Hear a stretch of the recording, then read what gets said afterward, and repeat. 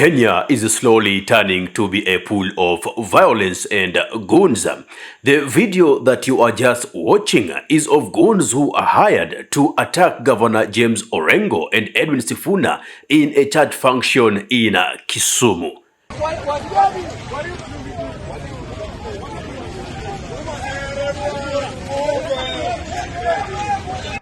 Really?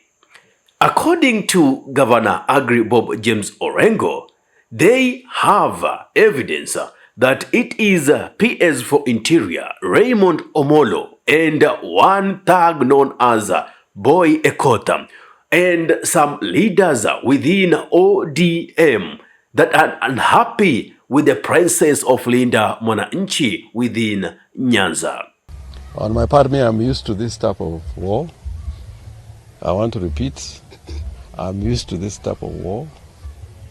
I want to repeat, I'm used to this kind of war. And those in the state, because this is a war being waged by the state, with the hands of Raymond Omolo, Boya Court, we have evidence, and part of the leadership in Kisumu and in Linda ground.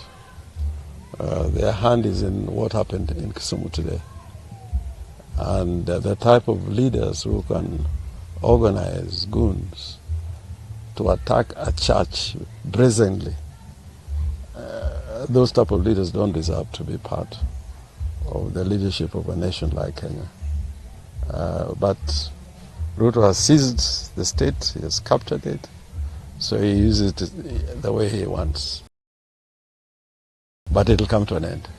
According to Senator Edwin Sifuna, Linda Mwananchi seems to have rattled very high places and now they are using everything they can to try and muzzle the movement. But he says, no matter what kind of violence shall be meted upon them, they shall rescue this nation, and this nation has to be rescued. Linda Mwananchi has rattled people in very high places, and they think that the only way to deal with us is through violence. We are saying that this will not work. As Governor has said, we have seen these things before. You guys have followed our journey, our history. These are not things that are going to stop Linda Mwananchi or to intimidate us. We know that the state is running scared because they are in their last year in power. Everybody knows that in under 12 months, it is people like Sifuna and Orengo who are going to be running this country. And therefore they are running scared, and they think that using the violence that we've seen in Nyahururu and here in Kisumu, that they think that they will intimidate us. But we want to assure them, and we want to assure the country and the people that we are not going to be intimidated. This country has to be rescued. This country lazima ikombolewe, because nobody looking at the pictures that have come out of Kisumu today or indeed in Nyahururu can be proud of such a country, that you have people just brandishing weapons and walking and marching in the streets to go and attack a congregation in church. I mean, this is the lowest I think we have sunk, that you can carry bows and arrows and pangas openly in public and go and attack people who are essentially just exercising the freedom of assembly and the freedom of worship. So similar violence was witnessed in Nyahururu, and Karoli Omondi says that no amount of threat shall change the wheel whose time has come, and they are ready for the tough battles that they have to go through to make sure that they liberate this nation. Watch this. I think the government should know that it is now time for change. No amount of threat will stop a change whose time has come. We went through this with the late Raila Amolo Odinga. We went through this with the late Ken Matiba. We went through this with Rubia. We went through this with so many heroes, and we will not be deterred. It is our time to take the fight forward, and no amount of intimidation shall slow us down.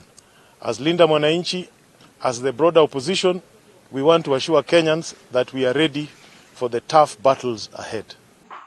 Well, leaders still call on the people of the mountain not to give this government a bragging chance by making sure they vote the DCP candidate so that the government gets to know no matter the financial aspect of bribing that they bring, they will never change the will of the people.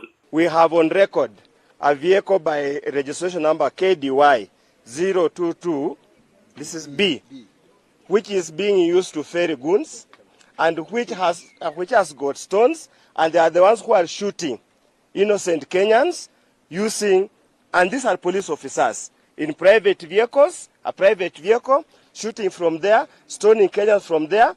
It's unacceptable. We must call out this regime. Honestly speaking, and let me thank the people of Nyahururu. You have been patriotic, you have stood your ground, you have chased them away, because those who have stoned us are not residents of this town.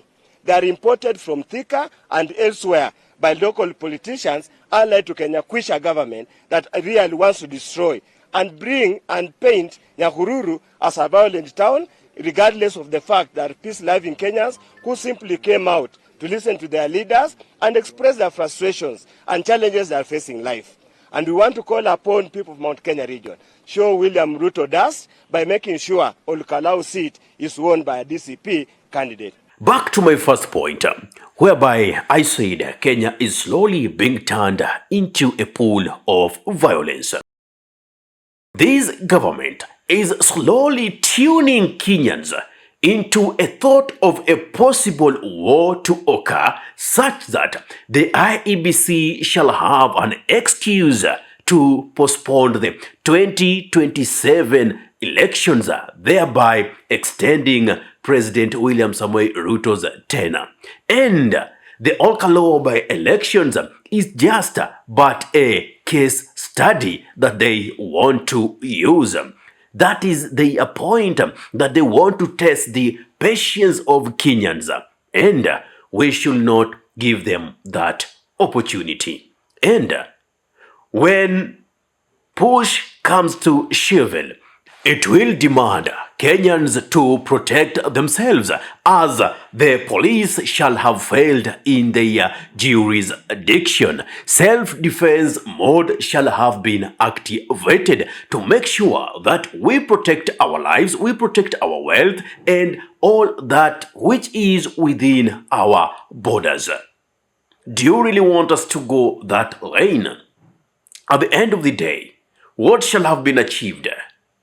Really, those in power should sit down and re-strategize and think and put the interest of Kenyans on the front.